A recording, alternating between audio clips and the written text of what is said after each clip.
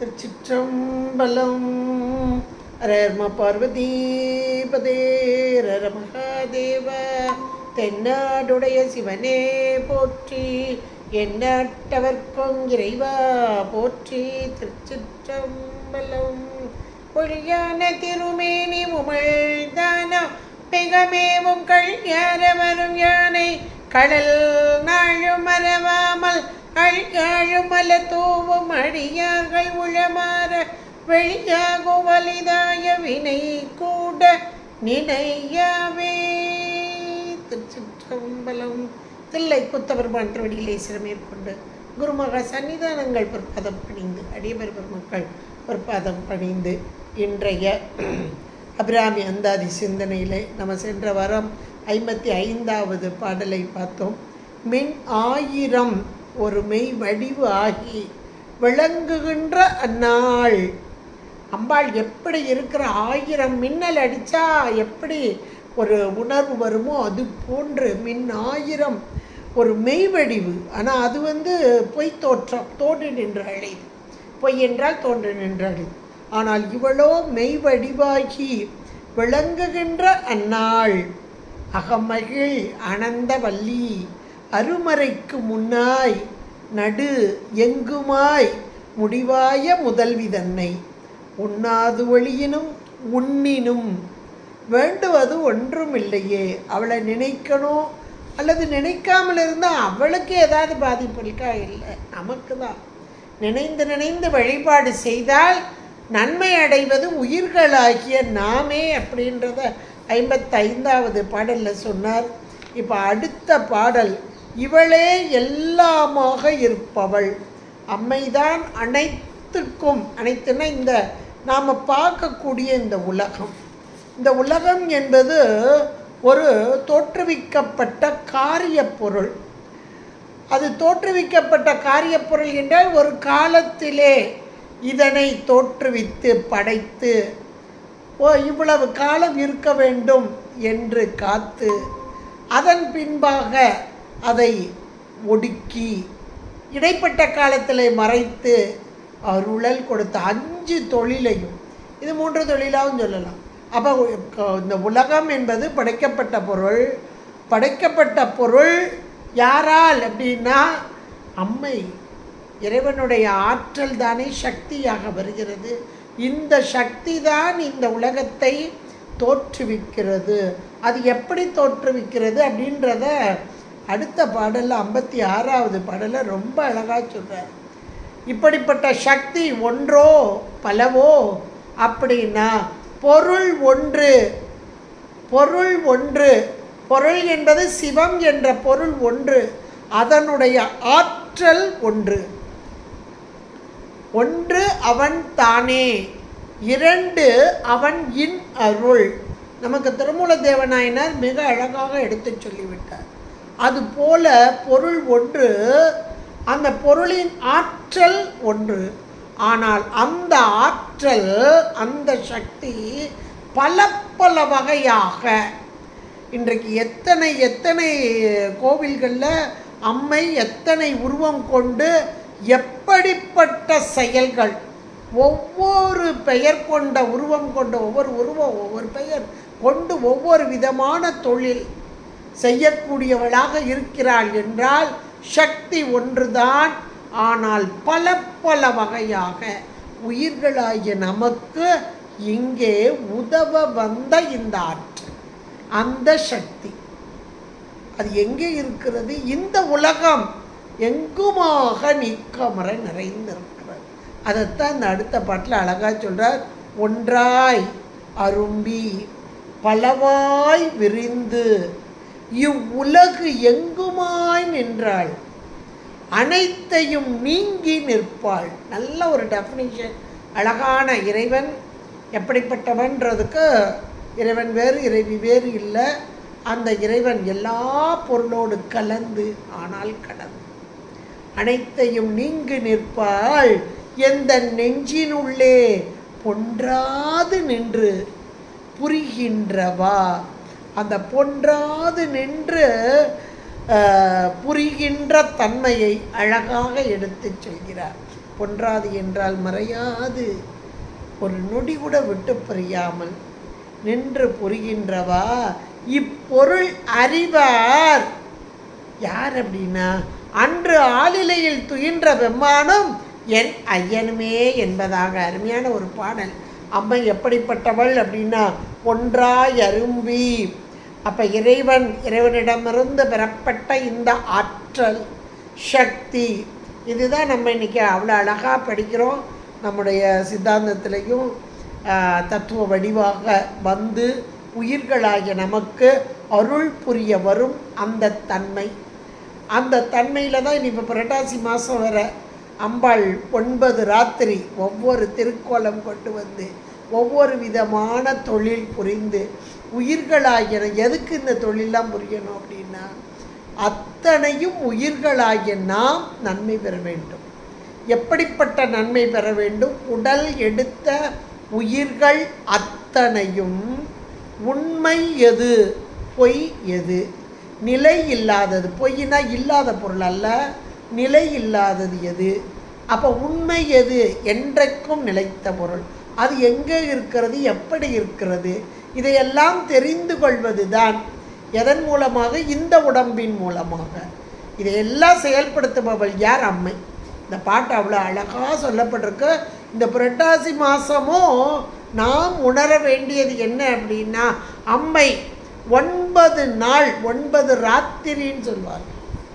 அந்த 9 நாளும் உயிர்கள் பொருட்டாக கொஞ்சம் கொஞ்சமாக பேதித்து நம்மை வளர்த்து எடுக்கிறதுக்கு தான். எங்கிருந்து? மீண்டும் மீண்டும் பிறப்பு என்ற ஒன்றிலிருந்து நம்மை எடுப்பதற்காக அம்மை கொள்ளும் அற்புதமான கோலம் இதையெல்லாம் உணர்ந்துட்டாலே 10ஆம் நாள் விஜயதசமி தான், வெற்றி தான். வெற்றி வாகை சூடுபவர்களாக இருப்போம். இது 9 நாளை உணர்ந்தால் 10ஆம் நாள் நமக்கு வெற்றி. இந்த அம்மை தான் நமக்கு எப்படி வருகிறாள்? முதல் 3 நாள் தைரியம் தரக்கூடியவளாக வருகிறாள். அது துர்க்கையின் வடிவாக வருகிறாள், மலைமகளாக வருகிறாள். அடுத்து நமக்கு வேண்டிய பொருள் செல்வம் எல்லாவற்றையும் கொடுப்பவளாக அலைமகளாக வருகிறாள். அடுத்து இதையெல்லாம் தைரியம் மட்டும் பத்தாது, செல்வம் மட்டும் பத்தாது, கொஞ்சம் அறிவு வேணும், அதை கொடுக்கறதுக்காக கலைமகளாக வருகிறார். அப்போ 9 நாளும் 9 ரூபம் கொண்டு வந்து உயிர்களாகிய நமக்கு நல்ல ஒரு திடன். முதல்ல எந்த ஒன்று வந்தாலும் தளர்வு மட்டும் வரக்கூடாது. தளர்வு வந்துட்டு அப்படின்னா எந்த ஒரு செயலிலும் நாம் வெற்றி பெற முடியாது. முதல்ல அதை மனசில் ஆழமாக பதிய வச்சுக்கணும். எத்தனை துன்பங்கள் வந்தாலும் கொஞ்சம் கூட மனத்தளர்வு வரக்கூடாது. ஏன் எப்படி வராமல் இருக்கும் அப்படின்னா, உண்மையை புரிந்து கொண்டால் வராது. இப்போ நமக்கு காய்ச்சல் வருது, ரொம்ப கஷ்டப்பட்டு கிடக்கும் அப்படின்னா, இந்த காய்ச்சலுக்கு என்ன காரணம் என்று தெரிந்து கொண்டால் கண்டிப்பாக அதில் வர்ற துன்பம் நம்மளை ரொம்ப பாதிக்காது. ஐயோ 2 நாளாக வெளியூர் போனோன்னா அங்கே அங்கே உள்ள தண்ணியெல்லாம் குடிக்கும் போதே நினச்சேன் கொஞ்சம் வித்தியாசமாக இருக்கேன், அது த்ரோட்டில் உடனே இன்ஃபெக்ஷன் ஆகிட்டு அப்படி. அப்போ அது காரணம் தெரிகிறது. தெரிந்த மாத்திரத்திலே அதற்குரிய நிவாரணம் என்ன எடுக்க ஆரம்பிச்சுக்குவோம் இல்லையா? எதனால் வந்தது? அப்போ அந்த நோய் முதல் நாடி அந்த மூலத்தை பிடிச்சு அதிலிருந்து விலகும் தன்மை. இப்போ இந்த இடத்துல நமக்கு முதல்ல வேண்டியது தைரியம் தான். ஏன் வந்தது? காரணம் என்ன? காரணம் இல்லாமல் காரியம் எதுவும் கிடையாது. இந்த உலகத்தில் எல்லா காரியத்திற்கும் ஒரு காரணம் உண்டு. அந்த காரணம் என்னன்னு நமக்கு தெரியலை. இந்த தெரியாததுனால வர்ற துன்பம்தான் ஏராளம். அப்போ தெரிய வேண்டுமென்றால் கற்றல் என்பது அறநூல்களும் அருள் நூல்களும். இந்த கற்க அதுக்காகத்தான் அந்த 3 நாள் நமக்கு கல்விக்கு சரஸ்வதியாக வைத்தார். இந்த கல்வியெல்லாம் கற்கட்டா கொஞ்சம் செல்வமும் வேணும்னு வச்சுக்கோங்களேன். இடையில செல்வம் என்பது ஒரு செல்வம் மட்டும் இல்லை, எல்லா வகையான செல்வங்கள். சரி இருக்கட்டும், இந்த 3மே நமக்கு ரொம்ப ரொம்ப முக்கியமானது. இதை நாம் உணர்ந்து கொண்டு வாழ்ந்தால் அதைத்தான் தனம் தரும் கல்வி தரும் ஒரு நாளும் தளர்வறியா மனம் தரும் அப்படின்னு மூன்றையும் சேர்த்து தான் சொல்லணும். தளர்வு அறியாத மனம், அதை முதல்ல கொடுத்து அதுக்கப்புறம் செல்வத்தை கொடுத்து அதுக்கப்புறம் ஞானத்தை கொடுத்து மூன்றினாலும் திடம் பெற வைத்து இவ்வளவு செய்கிறவ யார்? அம்மை. அருள் ஆற்றல், இறைவனுடைய அருள் ஆற்றல். அருள் அது சக்தியாகும். இந்த அரண் தனக்கு உயிர்களாகிய நம் பொருட்டாக இத்தனையும் கொடுத்து இது வந்து விட்டாலே நமக்கு துன்பம் என்பது இல்லை ஒருபுறம், இன்பம் ஒருபுறம். இன்னொன்று அதில் ஒரு ப்ராசஸ் அடங்கியிருக்கு. ஏன் எதற்கு என்ற கேள்வி வரும்போது காரணத்தை ஆராயும் போது அதிலிருந்து தப்பிக்கும் வழி பிறவி என்ற நோய், அதற்கு காரணமாகிய அறியாமை, இதிலிருந்து நீங்கும் வழி. அதுதான் ராத்திரின்னாங்க. ராத்திரி இரவு தட்சிணாயன காலம். இந்த தட்சிணாயன காலத்தில் வர்றது தான் அம்பிகையுடைய வழிபாடு அப்படின்னு வச்சாங்க. இதில் இந்த புரட்டாசி மாதம் ரொம்ப ரொம்ப விசேஷமான காலங்கள். நம்முடைய அறியாமை நீங்குதல், வினை நீங்குதல், இதெல்லாம் அதில் கொட்டி கொட்டி வச்சாங்க. இந்த நாட்களை நாம் பயன்படுத்தி கொள்ள வேண்டும். அதுலேயும் அமாவாசைக்கு முந்தியதான 15 நாட்களையும் மகாலயபட்சம் என்று வைத்தார்கள். பித்திருக்கள் வந்து நமக்கு நன்மை தரும் காலம், நன்மையை கொடுக்கக்கூடிய காலம் என்று வைத்தார்கள். அப்போ அந்த பித்திருக்களுக்குரிய கடன்களை நாம் செய்ய வேண்டும் என்று வைத்தார்கள். இது திருக்குறள் எல்லாம் நீத்தார் கடன் ரொம்ப அழகாக சொல்லப்பட்டிருக்கு, நம்முடைய சாத்திரங்களிலும் சொல்லப்பட்டிருக்கு. அதனால அதையும் நாம், அதாவது அறவழியில் நின்னாலே போதும், அறவழியில் நின்னாலே போதும். அந்த அறச்செயல்கள் அவர்களுக்கு உரியதையும் கொண்டு வந்து கூட்டி கொடுத்தோம். அது இந்த காலத்தில் செய்யணும்னு ஒன்று இருக்குது. அந்த காலத்தில் செய்தால் சரியான பலனை நாம் அடையலாம். இந்த பாட்டு அப்படி பாட்டு தான். இதுவும் அடுத்த பாட்டும் அப்படியே ரிலேட்டடாக இந்த தட்சிணாயன காலத்துக்கே கூட சொல்லலாம் என்னை கேட்டால். அப்படிப்பட்ட பாடலாக இங்கே வந்திருக்கிறது. அம்மை எப்படி இருக்கிறாள்? ஒன்றாய் அரும்பி பொருள் எது சிவம், அந்த பொருளின் ஆற்றல் எது சக்தி, அந்த சிவத்திலிருந்து வெளிப்பட்ட சக்தியாக ஒன்றாய் அரும்பி பலவாய் விரிந்து இறைவன் பரனிடமிருந்து வெளிப்பட்ட சக்தி பராசக்தி. இந்த பராசக்தி பல பல ரூபம் கொண்டு வந்து உயிர்களாகிய நமக்காக, அதுதான் ஏகாக்கினி அப்படிம்ப சகஸ்ரநாமத்தில் நமக்கு வருது. ஏகம், இவள் ஒன்றே, ஏகாக்கினி, அவளை அறிய வேறு பொருள் இல்லை. அதனால் துவைத வர்ஜிதா என்பதும் இவளுக்கு திருநாமமாக இங்கே வழங்கப்படுகிறது. அப்படிப்பட்ட ஒன்றாக இருக்கும் இவள் பல பல செயல்களை செய்வதற்கான பல வடிவங்கள் கொண்டவளாக வருகிறாள். பகுரூபா, பல பல வடிவம் கொண்டு வந்து பல பல நாமங்களை தாங்கியவளாக இருக்கிறாள். பகு ரூபா என்பதாகவும் இந்த சகஸ்ரநாமம் நமக்கு எடுத்து சொல்லக்கூடியதாக இருக்கிறது. அப்படி ஒன்றாய் வந்த அம்மை, பல பல ரூபம் கொண்ட வந்த அம்மை எப்படி இருக்கிறாள்? எல்லா இடங்களிலும் பார்க்கும் இடமெல்லாம் நீக்கமர நிறைந்திருக்கிறாளாம். விஸ்வரூபாவாக இருக்கிறாளாம். சகஸ்ரநாமம் அப்படியே இவ்வளவுதான் வரிசையாக பட்டியல் போடுது. எல்லா இடங்களிலும் நீக்கமர நிற்கிறார். இவ்வுலகு எங்குமாய் நின்றார். அவள் இல்லாத இடமே கிடையாது. அதைத்தான் விஸ்வரூபா, வியாபினி, இது வியாபக பொருள், வியாபினி, இதெல்லாம் சகஸ்ரநாமத்தில் வருது. அப்போ இந்த பாடலுக்கு மட்டுமே ஒரு சகஸ்ரநாமம் 20 நாமத்துக்கு மேலே வருது. அவ்வளவு அம்பாளை பற்றி அப்படி அழகாக சொல்லக்கூடாது. அந்தர்யாமினி, சர்வ அந்தர்யாமினி, எல்லாவற்றிலும் அப்படி அந்தர்யாமியாய், உலகப் பொருளிலெல்லாம் அந்தர்யாமியாய் நிற்கும் இவள். விஸ்வாதிகா, எல்லா பொருளிலும் அதீதமாக இருக்கும் இவள். லோகாதிதா, சர்வாதிதா, இவ்வளவு சகஸ்ரநாமம். அப்போ இவளுக்கு எப்படிப்பட்ட நாமங்கள் வழங்கக்கூடியதா, இதையெல்லாம் அடக்கி ஒரு வரியில இவர் சொல்லிட்டார்.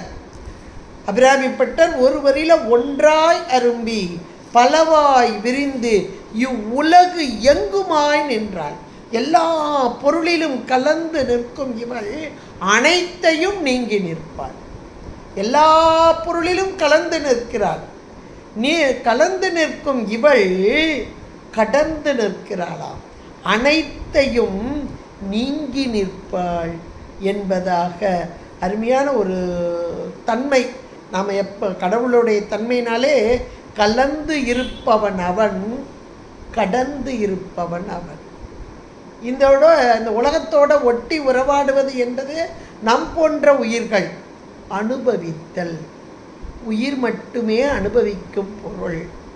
இறைவனோ எல்லாவற்றிலும் கலந்திருந்தாலும் அனுபவம் என்பது இந்த இறைவனுக்கு கிடையாது என்பதை இந்த வார்த்தையின் மூலமாக ரொம்ப அழகாக சொல்லிட்டார். அம்மை எப்படி இருக்கிறாளா? எல்லாவற்றையும் படைக்கிறா, எல்லாவற்றிலும் கலந்திருக்கிறா. அப்படிப்பட்ட அம்மை அப்படியே எழி வந்த தன்மையிலே இருக்கிறாள் என்பதை அடுத்த வார்த்தையில் சொல்கிறா பாருங்க. எந்த நெஞ்சினுள்ளே பொன்றாது நின்று புரிகின்றவா. இந்த வார்த்தை ரொம்ப ஒரு ஹைலைட்டான வார்த்தைன்னு கூட சொல்லலாம். நீ எல்லா பொருளையும் கடந்திருக்கிற, உலகப் பொருள் எல்லாம் கடந்திருக்க, அதெல்லாம் பெருசு இல்லை. ஆனால் ஒன்றுக்கும் பற்றாத என்னுடைய உள்ளத்திலே சதா காலமும் கோபம், பொறாமை, எத்தனை எத்தனை இங்கே தீய குணங்கள் நிறைந்திருக்கிறது. இப்படிப்பட்ட உயிர் அறிவு, இந்த உயிர் அறிவிலே நீ கலந்திருக்கிறையே, என்னுடைய உள்ளத்திலே கலந்திருக்கிறையே. இதுதான் பெரிய ஹைலைட். ஒரு மிகப்பெரிய விவிஐபி, பெரிய அந்த காரை பார்த்தாலே அவ்வளோ ஆச்சரியமாக இருக்கும். அவர் ஒரு இடத்துக்கு போகிறாருன்னா பெரிய பெரிய இடத்துக்கு போகிறது பெருசு இல்லை, பெரிய பெரிய மீட்டிங்கு அல்லது இடத்துக்கு போகிறது. ஆனால் அப்படிப்பட்ட ஒருவரே ஒரு குடிசையை நாடி, ஏன்னா அந்த தெருவுக்குள்ளே கூட கார் வராது, நிறுத்தி வச்சுட்டு நடந்து வந்து குடிசைக்குள்ளே வர்றாங்கன்னா எவ்வளோ பிரமிச்சு போயிடுவாங்க. ஆகா இவர் வந்தார் வந்தார் வந்தார்னு அவங்க வாழ்நாள் பூரா சொல்லிக்கிட்டே இருப்பாங்க. அதே போல் இந்த வார்த்தை அப்படியே அம்பாள் எங்கே இருக்கிறா? எல்லா இடத்துலையும் இருக்கிறா, கலந்து இருக்கிறா, கடந்து இருக்கிறா. அப்படிப்பட்ட அம்மை எந்த நெஞ்சில் உள்ளே. அப்போ அம்மையுடைய இருப்பிடம் எது என்றால் ஒன்றுக்கும் பற்றாத என்னையும் ஆட்கொண்டு எனக்குள்ளே நிறைந்திருக்கும் அம்மை. பக்த சித்த கேக்கி கனா, பக்தர்கள் உள்ளத்திலே அப்படியே நிறைந்திருக்கும் அம்மை. பக்த மானச ஹம்சிகா. அப்போ அம்மை யார் பக்தி பண்ணுகிறார்களோ, யார் அன்பு பண்ணுகிறார்களோ அவர்களுடைய உள்ளத்திலே நிறைந்து நிற்கும், வெளிப்பட்டு நிற்கும் அம்மை. எல்லா உயிர்களையும் இருக்கிறார். ஆனால் இந்த பக்தர்களுடைய உள்ளத்தில் வெளிப்பட்டு இருக்கிறா பாருங்க. அதை ரொம்ப அழகாக இங்கே சொல்லக்கூடியவராக அபிராமிப்பட்டர். அவர் சதாகாலமும் அம்மையே நினச்சி உருகிறவர். என்னுடைய உள்ளத்தில் இருக்கிறாளே அப்படின்னு ஒரு பெருமிதத்தோடு கூடி சொல்லக்கூடியது. வியப்பாக அம்மை எனக்குள்ளே இருக்கிறாள், என்னை விட்டு பிரியாமல் இருக்கிறார் அப்படின்னு சொல்கிறார். ஒரு அருமையான ஒன்று.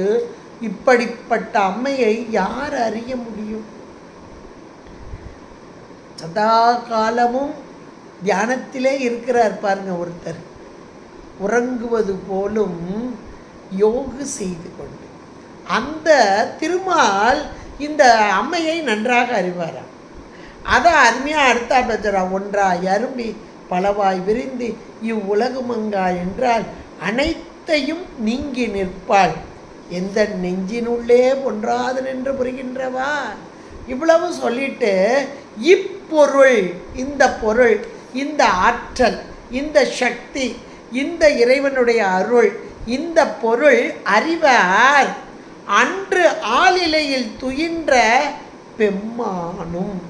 ஒரு உண்பகுதி அவர் மட்டும் இல்லை, என் ஐயனுமே என்பதாக ரொம்ப அருமையான ஒரு பாடல்.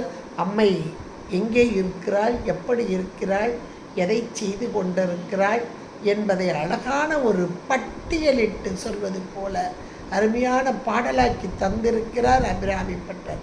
குமரகுருபர சுவாமிகள் ரொம்ப அழகாக சொல்வார், எரி தரங்கம் உடுக்கும் புவனம் கடந்து நின்ற ஒருவன் திரு உள்ளத்தில் அழகு ஒழுக எழுதி பார்த்திருக்கும் உயிர் ஓவியமே.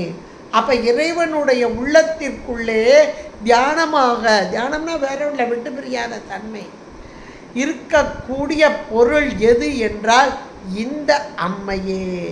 இறைவன்கிட்ட மட்டும் இல்லை, அந்த பெருமாள்கிட்டையும் திருமால்கிட்டையும் ரெண்டு பேருமே சதா காலமும் உள்ளே வைத்து இருக்கும் பொருள் எது என்றால் இந்த அம்மையே என்பதாக இந்த பாடலிலே இறைவன் ஒன்று, அவளுடைய ஆற்றலும் ஒன்று, அவருடைய சக்தியும் ஒன்று.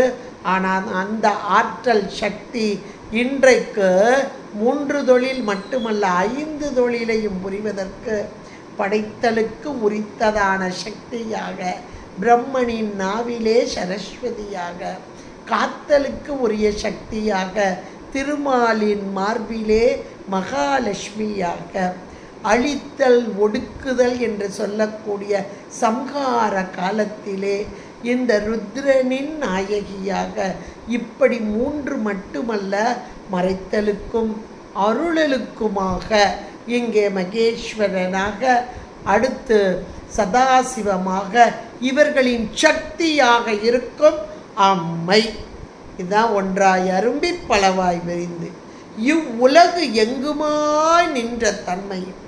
அப்படி நின்ற அம்மை அனைத்தையும் நீங்கி, இந்த உலகப் பொருள்கள் அத்தனையும் ஜடப்பொருள்கள், இந்த ஜித்துப்பொருளுக்கும் ஜடப்பொருளாகிய உடம்பு கொடுத்தவள் அவள்தானே, படைத்தவள் அவள்தானே.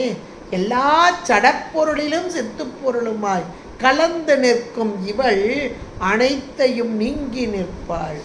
அப்படிப்பட்ட அம்மை எந்த நெஞ்சினுள்ளே பொன்றாது, விட்டு பிரியாது, மறையாது, புரிகின்றவா, நின்று புரிகின்றவா, இப்பொருள் அறிவார். இந்த பொருளை, இந்த ஆற்றலை, இந்த அருளை, இந்த சக்தியை, இந்த கருணையை, இதுதான் பொருள் அறிதல்.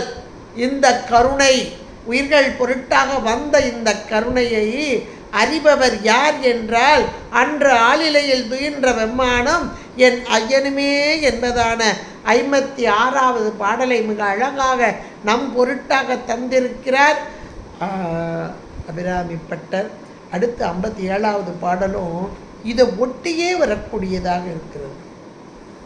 அம்மை இங்கே இறைவனோடு ஒன்றித்திருந்த அம்மை, சிவத்தோடு இருந்த அம்மை சக்தியாக வெளிப்பட்டு வந்து இந்த உலகம், இந்த உலகத்தை படைத்து காத்து ஒடுக்கி இப்படியெல்லாம் 5 தொழில் புரியக்கூடிய அந்த அம்மை இங்கே வந்து எதை செய்து கொண்டிருக்கிறாள் என்றால், இறைவன் கொடுத்தாராம் 2 படி 2 நாழி கொடுத்தாராம் நெல். அதை கொண்டு உலக உயிர்களுக்கெல்லாம் படியளந்தான்.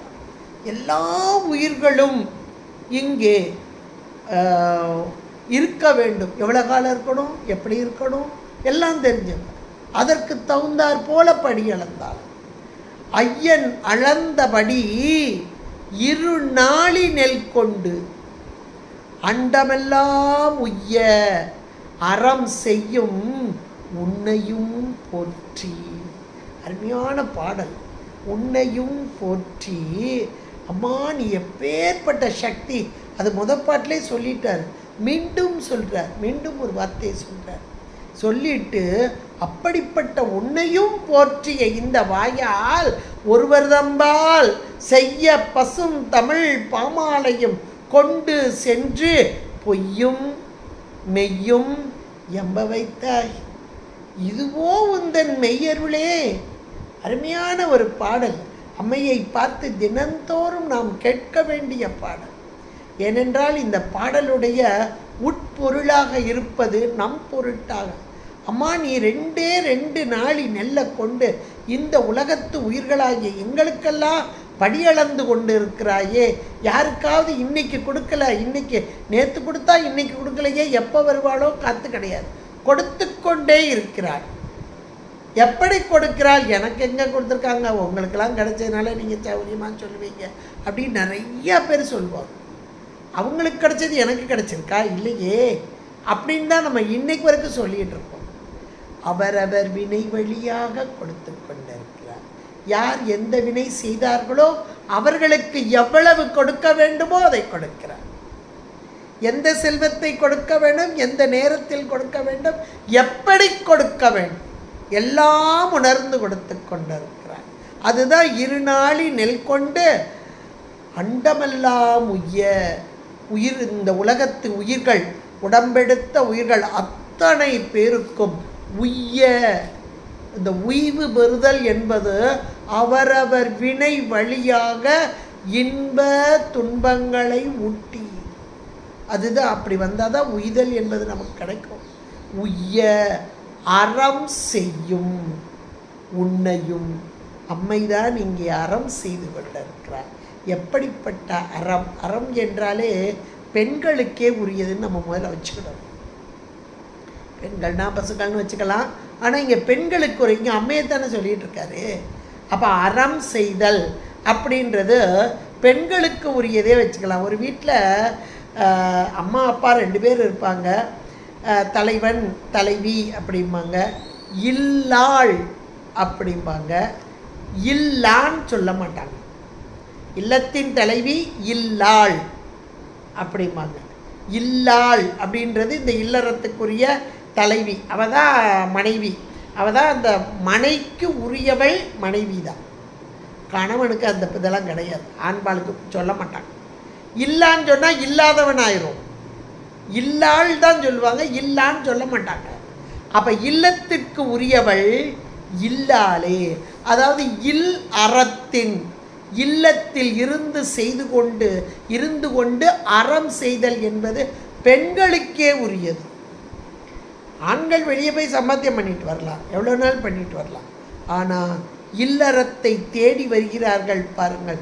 இல்லறத்தை மட்டும் இல்லை, இல்லத்தில் இருக்கிறாங்கல்ல, நம்மோட இருக்கிற தாய் தகப்பன், நம்முடைய உற்றார்கள், நம்முடைய குழந்தைகள், கணவனார், இவர்களுக்கு வேண்டியதை பரிவோடு செய்பவள் யார்? இல்லறத்தில் இருப்பவள்தானே.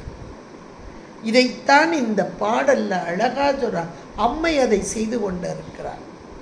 இல்லாளாக இருந்து இந்த இல்லத்தை, எந்த இல்லத்தை? இந்த உலகம் என்ற இல்லத்தை நடத்தி கொண்டிருக்கிறாள்.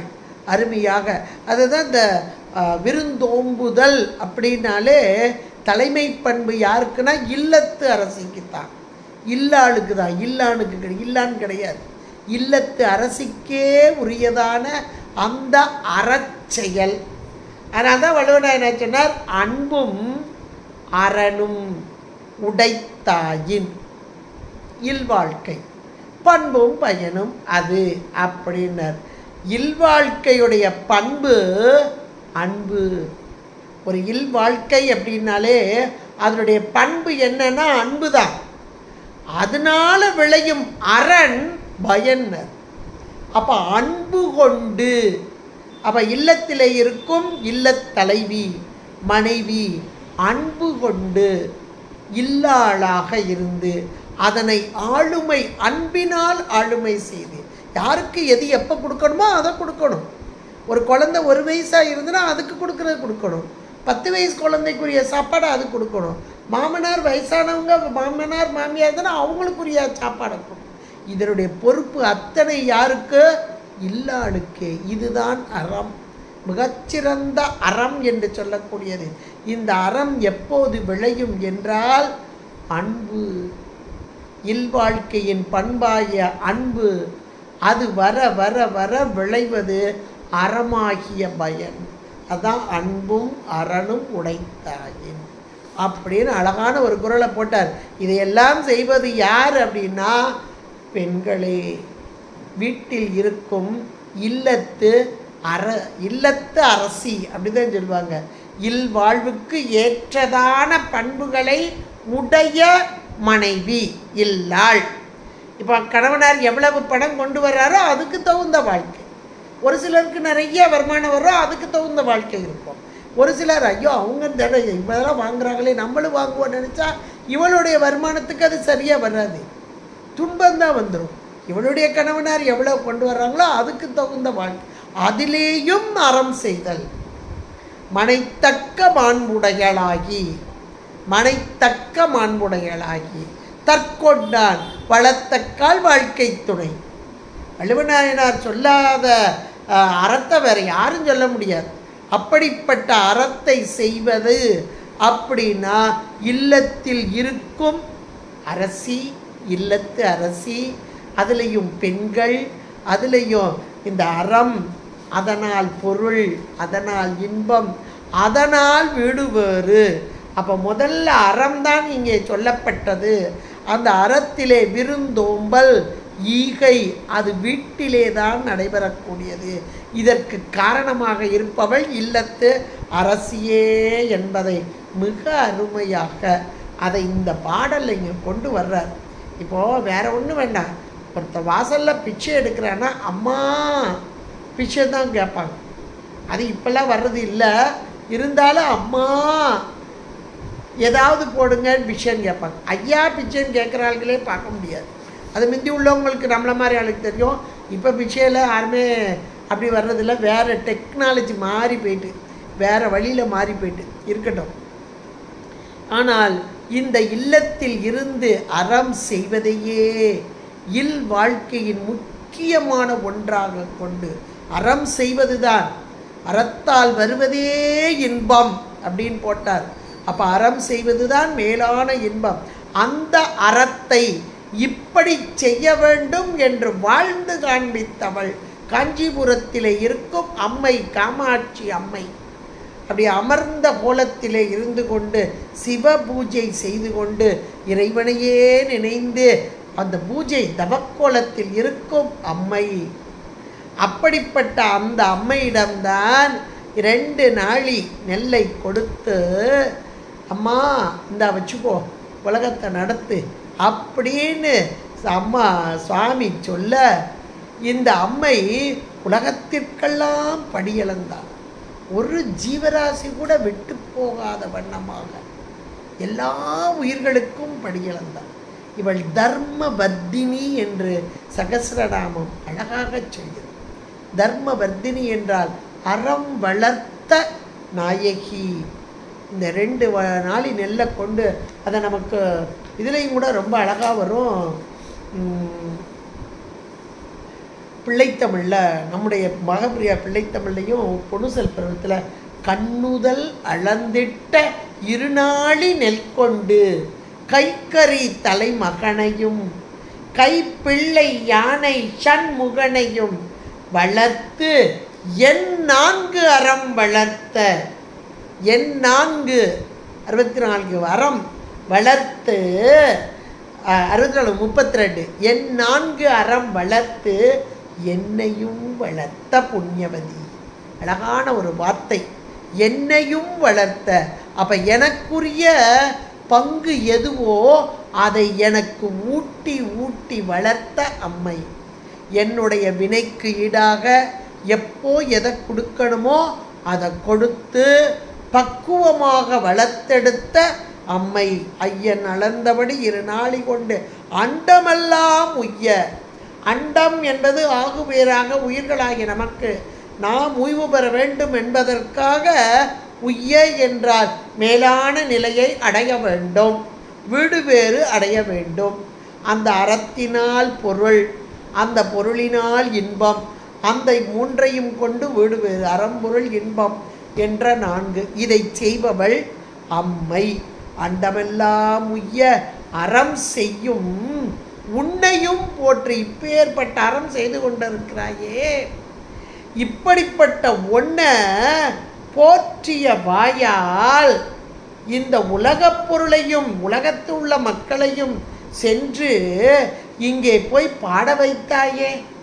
அப்படி பாடுவதால் எனக்கு கிடைப்பது என்ன என்றால், ஒன்று பொருள் கிடைக்குது, ஆனால் அது மேலே எனக்கு பற்று உண்டா?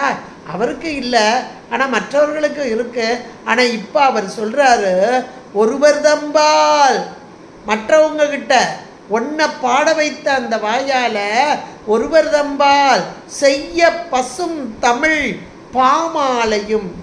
அந்த செய்ய நிலை பெற்ற இந்த பைந்தமிழ், இந்த தமிழ் பாமாலையும் கொண்டு சென்று, அப்படி கொண்டு சென்று அங்கே உள்ள இதையும் பாட வைத்து பொய்யும் மெய்யும் எம்ப வைத்தார்.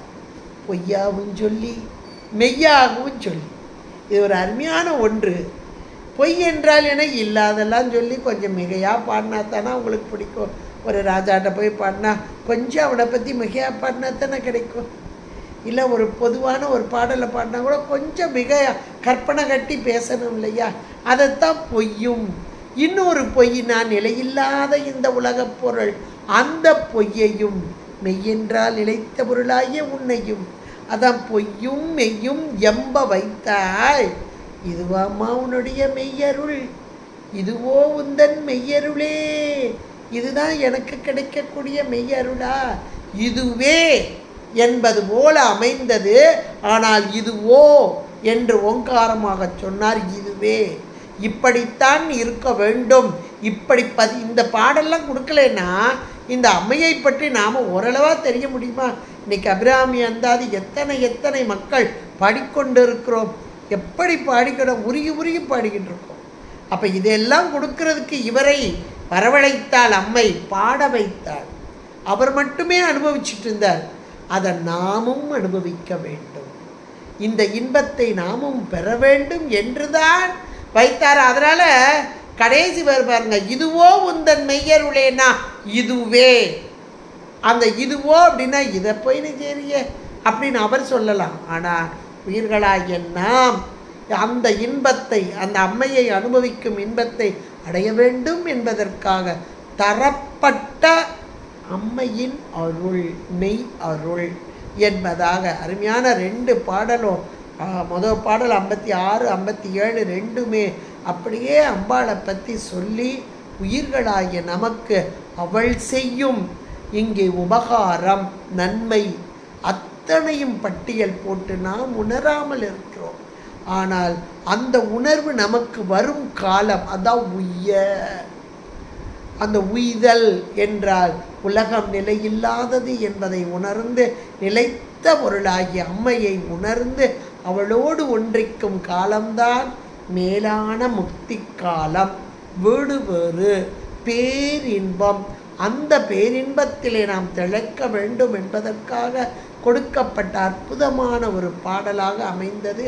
ஐயன் அளந்தபடி 2 நாழி கொண்டு அண்டமெல்லாம் உய்ய அறம் செய்யும் உன்னையும் போற்றி, ஒருவர் தம்பால் செய்ய பசுந்தமிழ் பாமாலையும் கொண்டு சென்று பொய்யும் மெய்யும் எம்ப வைத்தாய், இதுவோ உந்தன் மெய்யருளே என்பதான ஒரு அருமையான பாடலாக அமைத்து கொடுத்திருக்கிறார் அபிராமி பட்டர் என்றால்.